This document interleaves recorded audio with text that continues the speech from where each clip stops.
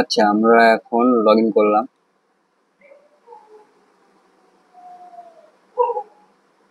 Log in করার পরে এখন এরকম ইন্টারফেস দেখাবে, আমি পুরোটা দেখাচ্ছি।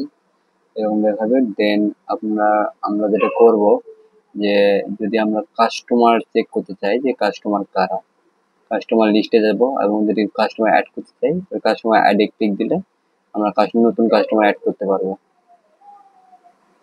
তো এটা হচ্ছে কাস্টমার লিস্ট।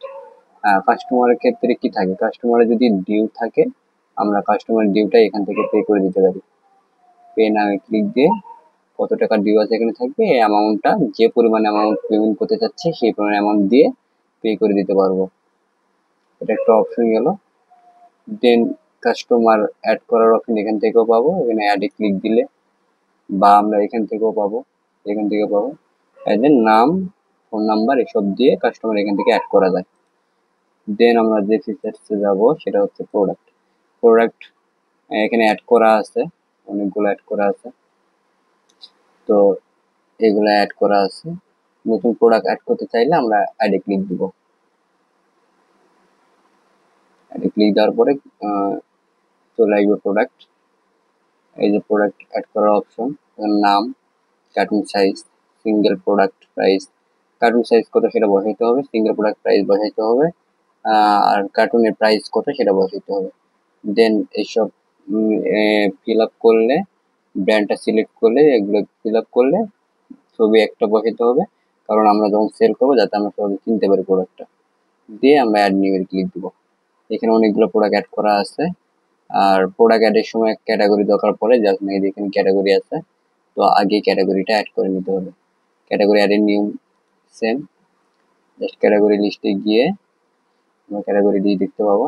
দেন এখান থেকে যে কর্নারে সেম জায়গায় অ্যাড অপশন আছে, অ্যাড অপশনে গিয়ে আমরা ক্যাটাগরি নাম লিখবো। আমরা সবগুলা রুটে রাখবো। আর রুট বলতে বোঝাচ্ছে যে এই ক্যাটাগরি সাব ক্যাটাগরি নেই, এটার অপশন ঠিক থাকবে। দেন এখানে নাম লিখতে হবে কি ক্যাটাগরি, দেন ইমেজ থাকলে ইমেজ দিবে, না থাকলে সমস্যা নেই। দেন এটা গেল ব্র্যান্ড। ব্র্যান্ড সেম, ব্র্যান্ড আমরা অ্যাড করতে পারবো। ব্র্যান্ড লিস্ট, ব্র্যান্ডটাও দরকার পড়ে প্রোডাক্ট অ্যাডের সময়। দেন পজ, পজ এখান থেকে আমরা সেল করব।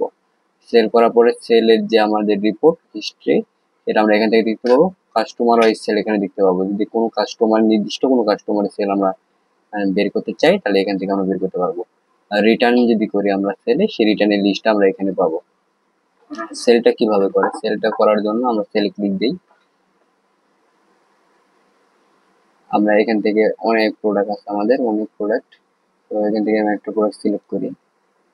একটা প্রোডাক্ট সিলেক্ট করার সাথে সাথে দেখা যাবে যে এখানে যদি স্টকে থাকে দেখাবে চলে আসবে, স্টকে না থাকলে স্টক আউট দেখাবে।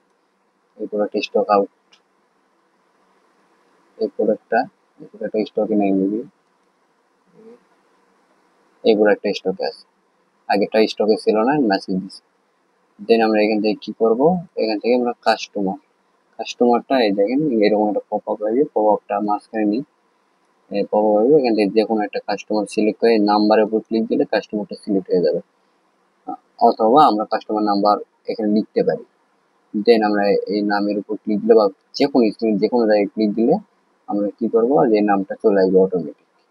আর যদি কাস্টমার আমাদের অ্যাড না থাকে তাহলে কি করব, তাহলে আমরা চাইতে প্লাস অপশনে ক্লিক দিলে আমরা কাস্টমার অ্যাডের অপশন এখান থেকেও পাচ্ছি, সহজে যাতে বাইরে না যাইতে হয় এই জন্য এই অপশনটা।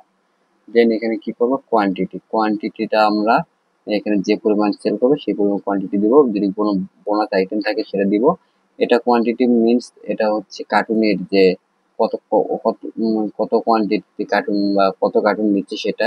মাঝখানে যদি কোনো বোনাস থাকে, কোনো কত পিস বোনাস দিলে সেটা। এখন এখান